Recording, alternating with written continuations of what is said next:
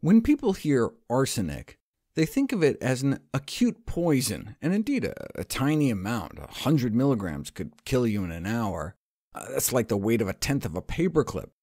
But there's also chronic arsenic poisoning, where even a dose 10,000 times as small can be harmful if you're exposed day after day for years at a time. Chief among the concerns is cancer.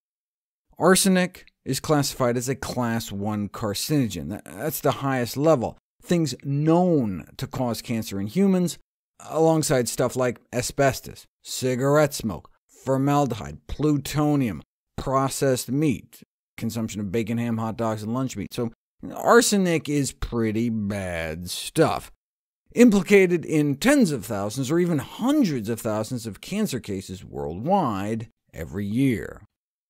Of course, cancer is just our number 2 killer. What about heart disease?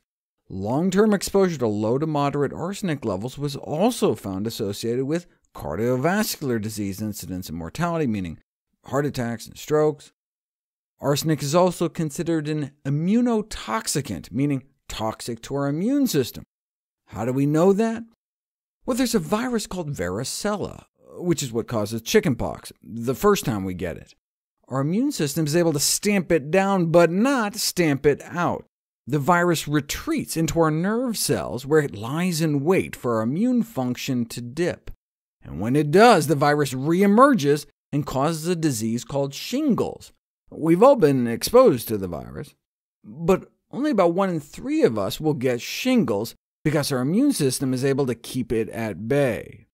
But as we get older or immunosuppressed, the virus can slip its muzzle, like if you're given arsenic chemotherapy. Shingles is a common side effect because the arsenic drugs not only kill the cancer, but also some of your immune cells too. But that's at high doses. Might even low doses of arsenic, like the kind we're exposed to in our daily diet, impact our immune function? We didn't know until this study, in which thousands of Americans had the levels of arsenic in their urine tested, along with their level of antivirus antibodies, and indeed, the more arsenic they had flowing through their bodies, the lower their defenses. And if you're pregnant, arsenic can pass to your baby and may not just increase the risk of miscarriage and infant mortality, but may also affect an infant's immune development and susceptibility to infections early in life, but you don't know until you put it to the test. Infant infections in relation to prenatal arsenic exposure in a study out of New Hampshire, and indeed, the more arsenic the mom was exposed to during pregnancy, the higher risk of infection during infancy. Though it's unknown whether arsenic-induced changes in gene expression can impact the health of not only your children, but your grandchildren as well. Regardless, arsenic exposure isn't good for mom's own health, associated with increasing blood pressure. If arsenic suppresses immune system function, though, then at least maybe as a silver lining you get fewer allergies or something, which is kind of an overreaction to the immune system? Apparently not. Those with higher arsenic levels tend to have higher rates of food allergies, tend to not sleep as well, tend to not feel as well. If you ask people how they would rate their health, those reporting excellent or very good tended to have lower levels of arsenic, compared to those who just reported good, fair, or poor.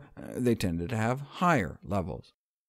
What about diabetes? Here's 24 population studies on arsenic exposure and confirmed diabetes. Any result over 1 suggests increased risk for diabetes. Anything below 1 suggests lower risk. And here are the results, suggesting an association between ingested arsenic and diabetes. But population studies can't prove cause and effect.